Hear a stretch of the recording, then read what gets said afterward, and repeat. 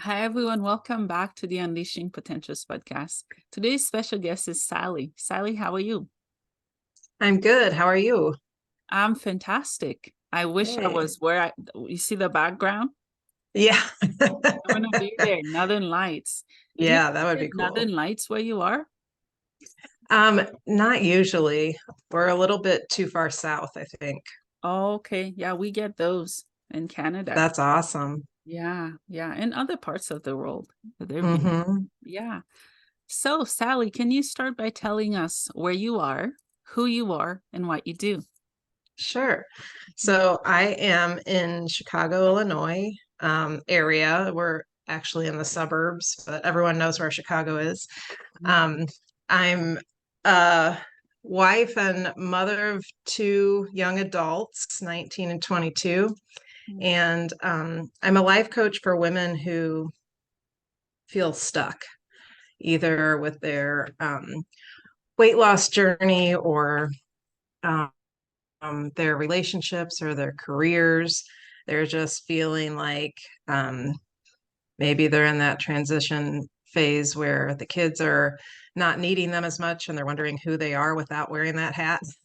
Mm. So, yeah, I work with women, usually 40 and over, who are just in that phase where they're not sure what to do with themselves now. And Mhm. Mhm. we talk about a lot about self-love and Mhm. rediscovering ourselves outside of our jobs as mom and wife and employee and all of those things. Yeah, wow. I'm impressed because that's a very, very good age to help women. hmm It's like Yeah. you're doing CPR for them. Right. Yeah, because Right. I'm not that age yet, but by that age, hmm it's like either the kids are out or the in, and we just lose ourselves sometimes as women, especially Yes. those who are Yes. mothers. And Yes. we want to give everything to our kids, but what are hmm we giving to ourselves? Right. Yeah. Right. And I think it happens so slowly that we don't really notice it's happening until, the kids don't need us as much. And we're like, now what do I do? I kind of describe it as we keep pushing ourselves farther and farther on the back burner until we fall in that like dusty crack behind the stove. Then we get stuck there. Yeah. Yeah. Yeah, it's a painful place to be for sure. Yeah. Yeah. Yes. Can you tell us more about your childhood and who made you the woman that you are today? Hmm. Yeah. So I am the oldest of five kids. Um, my mom, I grew up in a very kind of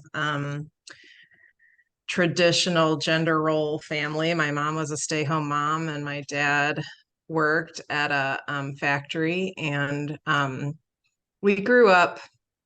We weren't poor, but we definitely weren't the kids who had everything. And so um, that kind of, I think, shaped a lot of things for me in terms of how I felt about making money, how I felt about working outside the home, how I felt about food.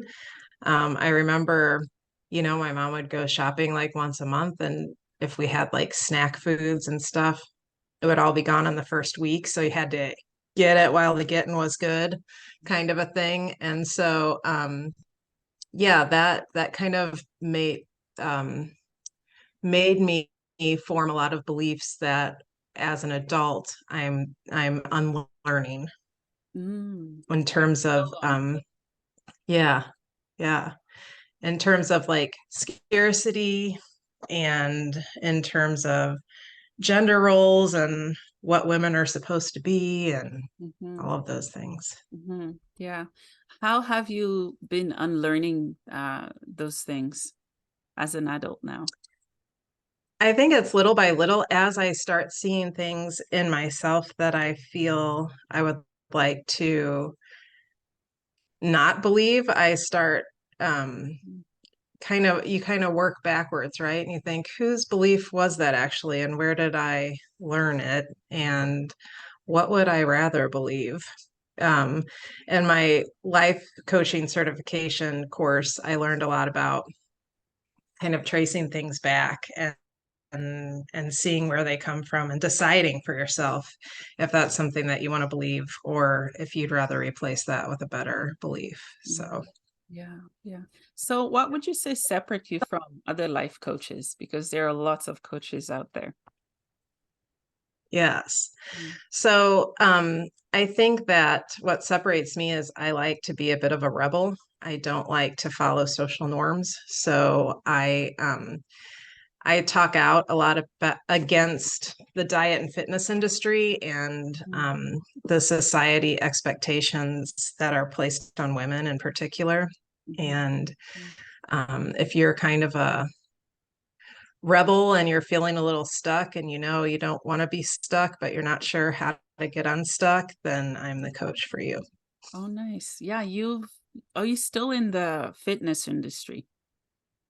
Um, Not really. I run a weight loss program, but primarily what we do is we debunk all the nonsense that the diet and fitness industry puts out, and we work on um, approaching health, holistic health, in a way that is more self-loving than just trying to change the way you look.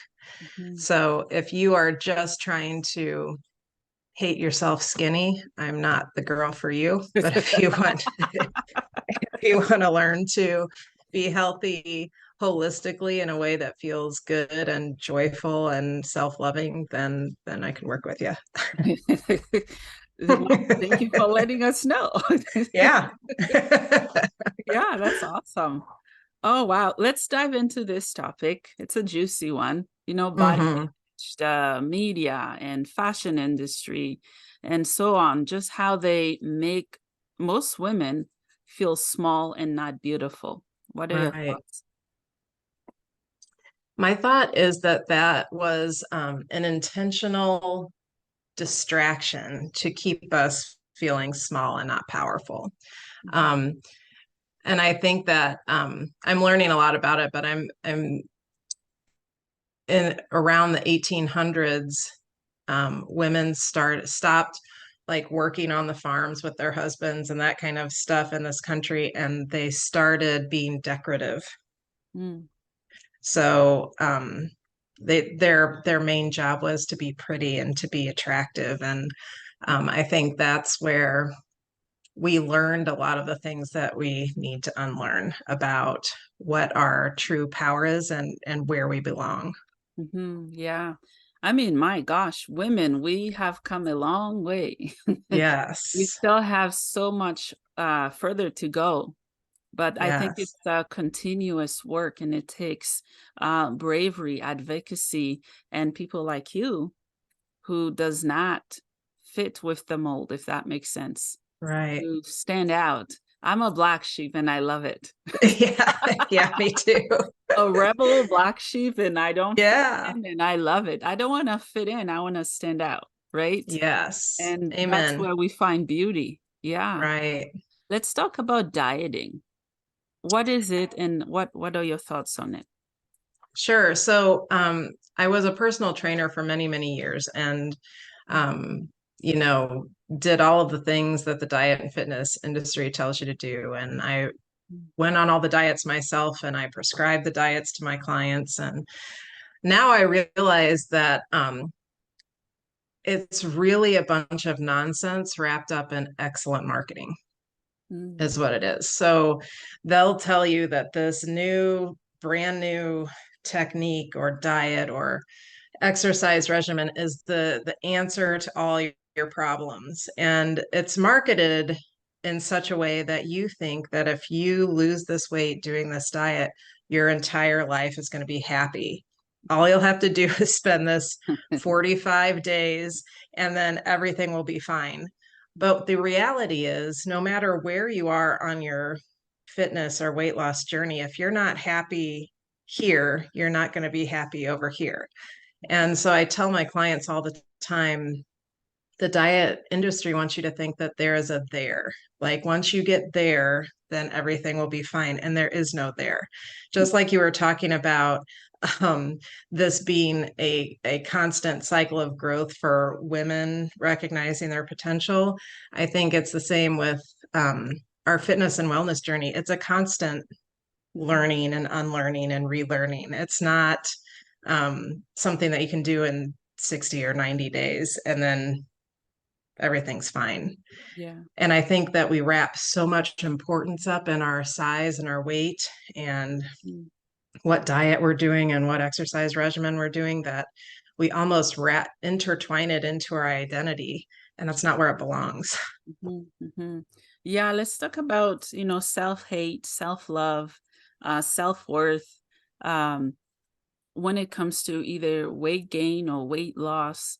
Mhm. And because of the way we've been programmed, most women are just not content or happy, even though they're beautiful the way they are.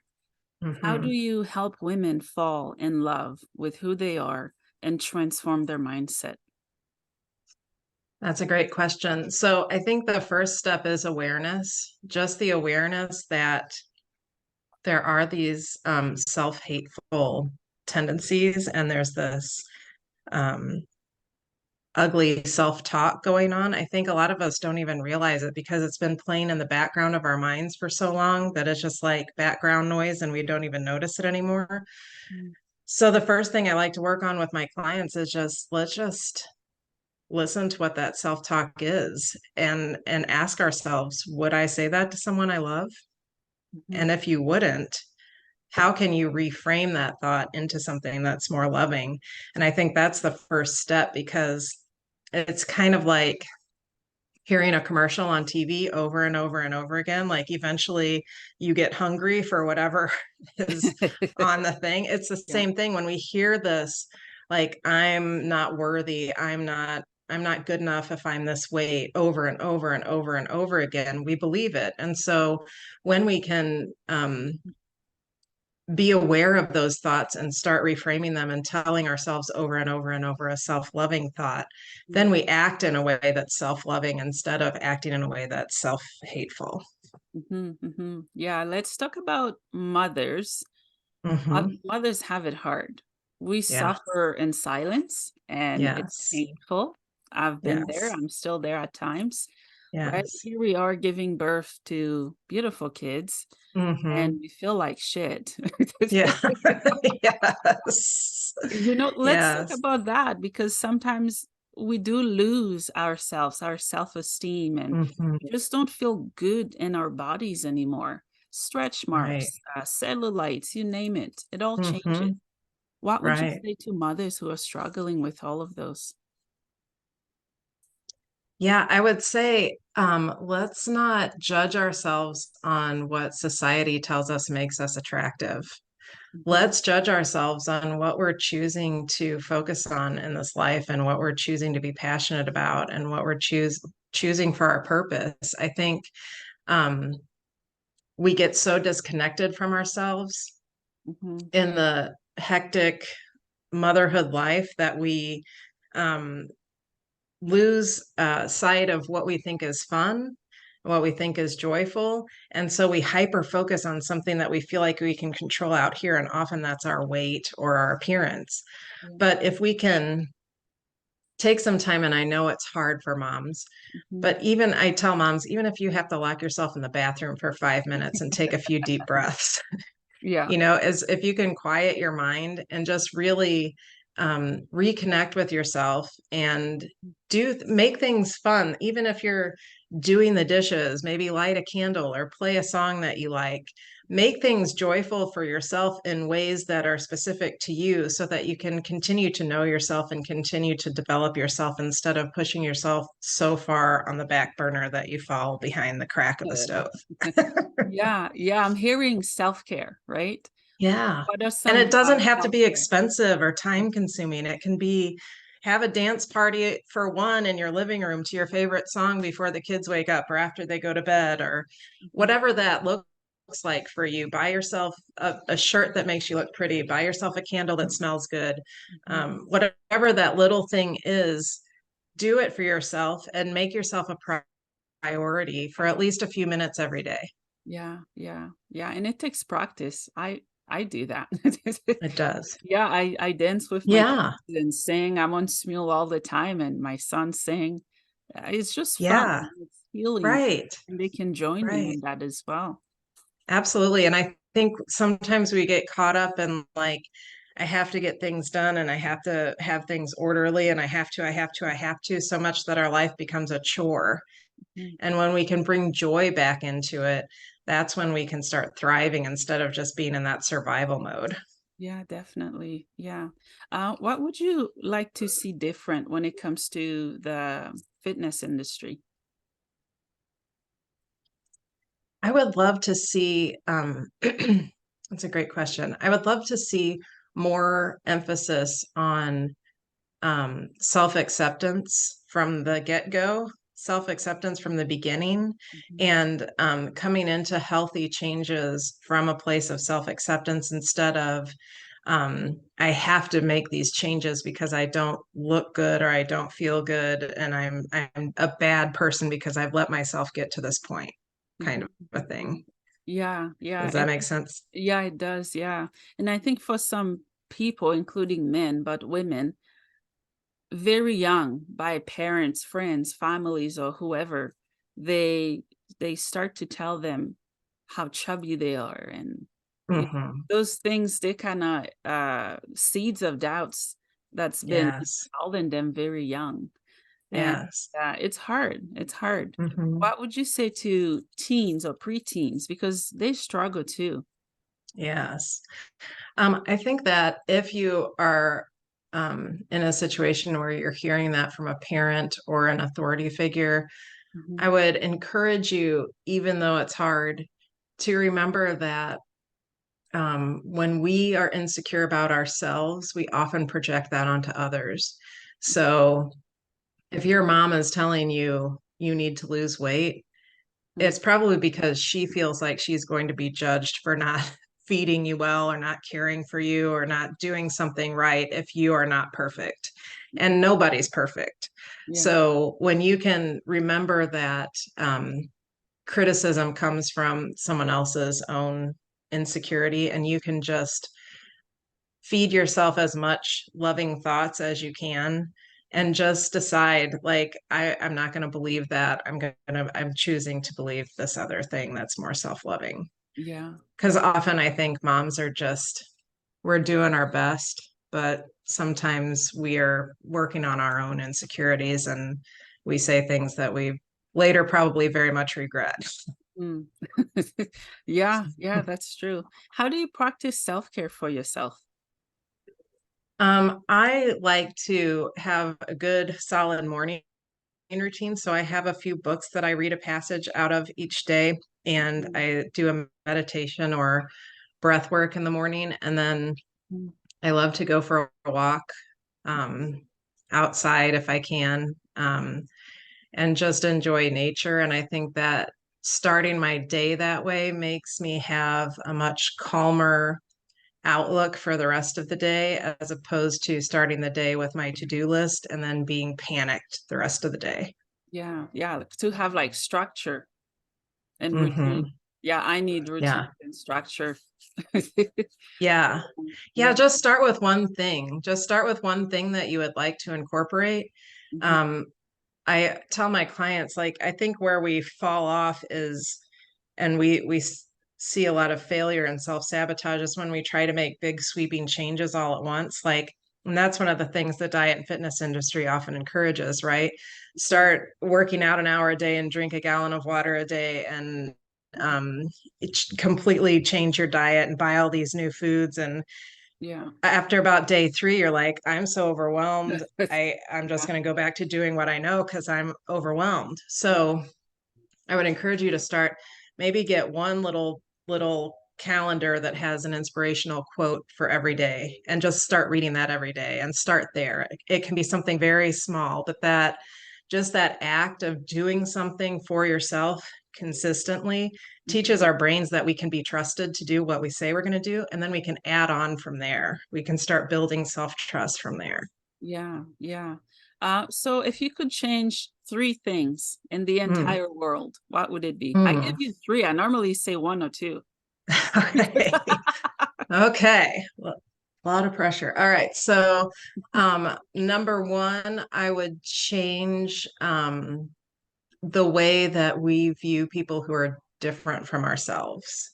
Mm, Like I would um hope that we could learn from each other and experience each other's worlds instead of avoiding and being fearful of each other. yeah. Yeah. Number two, I would change the way women are viewed Hmm. in the world and the way women view themselves in the world. Um, and I would hope that they would view themselves as powerful images instead of, that quote that behind every strong man, there's a good woman or some Mm, nonsense. I'm like, yeah. stand in front of the man, stand in front of Yeah. the man. Like, let's get up front, ladies. Yeah. Um, and Number three, I would change. I think we all grow up um, into adults with a certain level of a worthiness wound, and Yeah. I would hope that everyone could just feel worthy Mhm. exactly the way they are. Yeah. Oh, those are really good ones. You nailed Thank it. Yeah, good job. Wow. you. Yeah. Where do you see yourself with what you're doing right now in the next 2 years? Hmm, good question. So this year I've kind of rebranded my business and Mm, shifted my focus a little bit, and I feel like I have more clarity on what I'd like to do. So mm, over the next 2 years, I would like to just continue to build. The premise for my company is called Happy Ripples Coaching, and the premise that I named it for is the fact that like I can't change the world by myself, mm, but I can throw a stone. I think it was Mother Teresa who said this. I can throw a stone in the pond and cause ripples. mm. So with each woman I hope that she can help women in her life feel more confident and better about themselves and that the ripples just expand. So I Mm. just hope to keep helping women who can help their women and just spread the love. Yeah. Yeah, I love that. Do you have anything in particular that's on your heart that you'd like to share with my audience? Um, I think that one of the biggest things that I've learned in the past few years that has impacted me is that there are two human emotions. There's love and fear.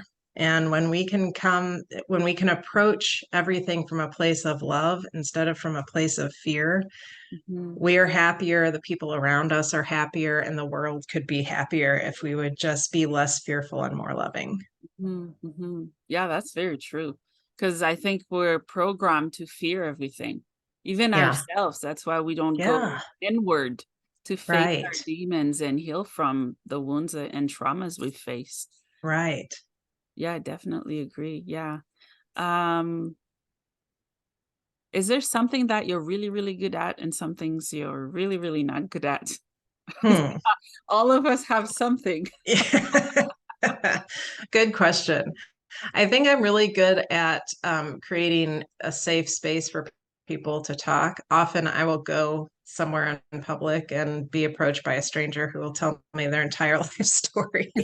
And my husband makes fun of me all the time because he'll be like, "Oh, what did that person talk to you for half an hour about?"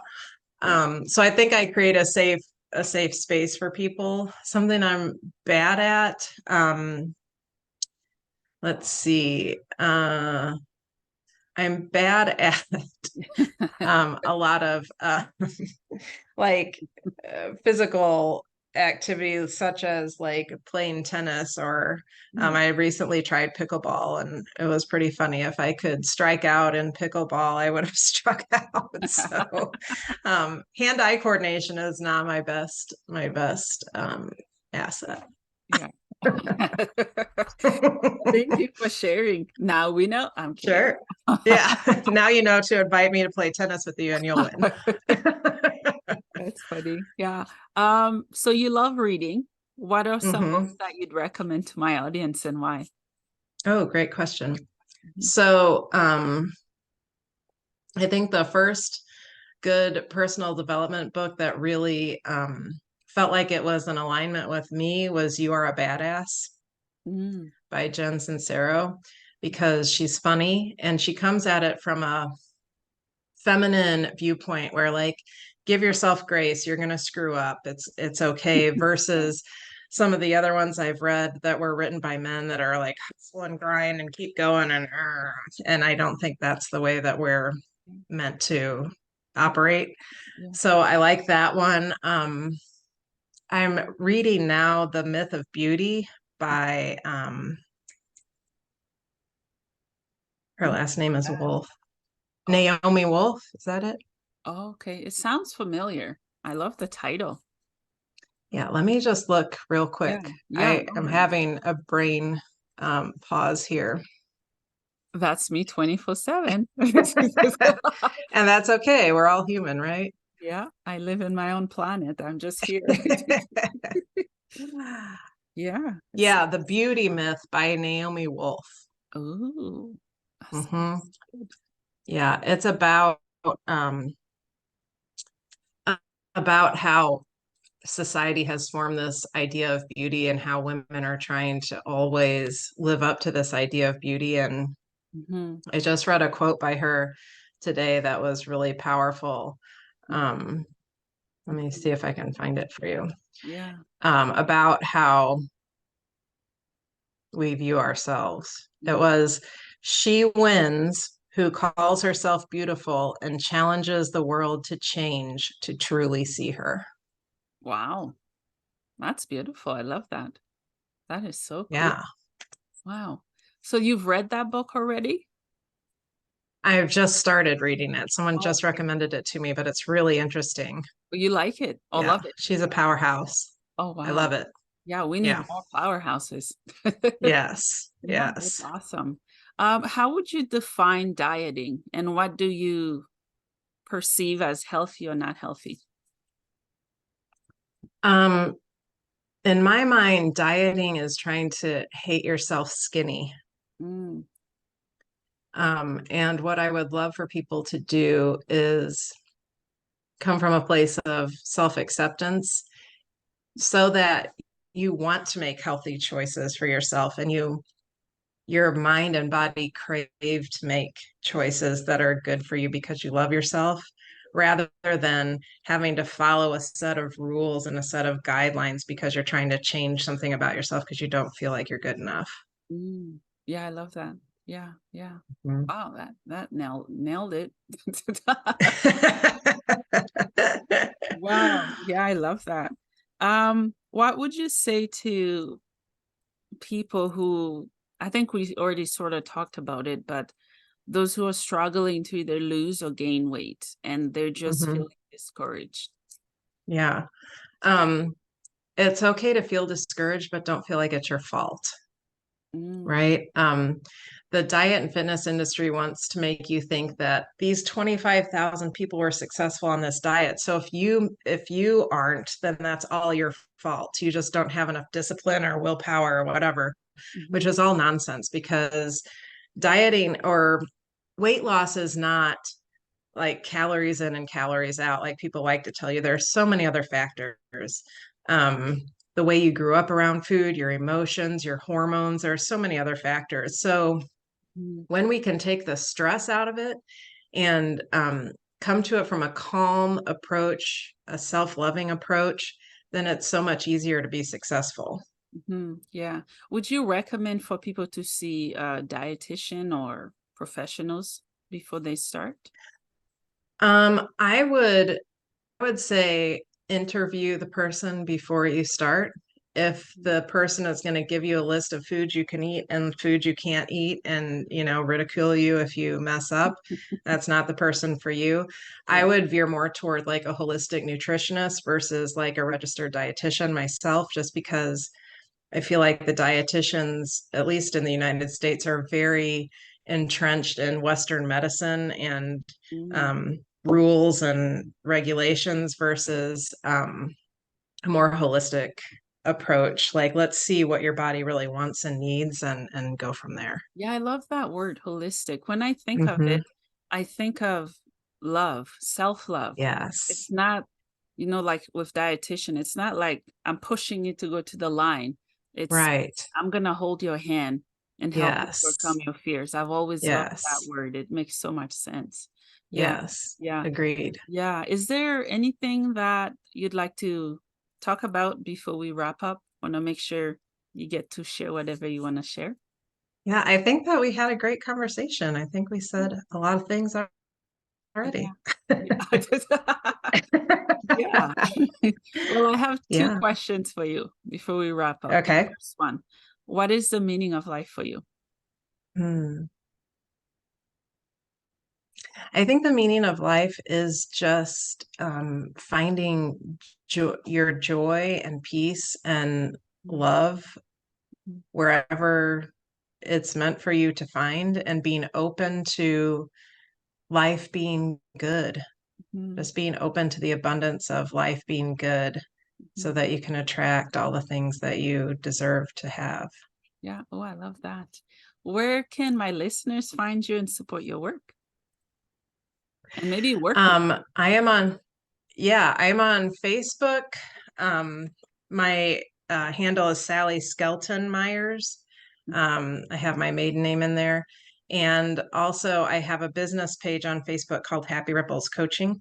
Mhm, And I have a 5-day challenge coming up in November where we kind of debunk diet myths and talk about how we can approach weight loss in a healthier way.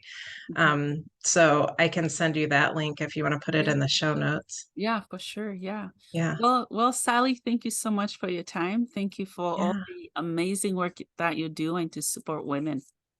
Yeah. Thank you for having this podcast for people to come and share their stories. You're welcome. You're welcome.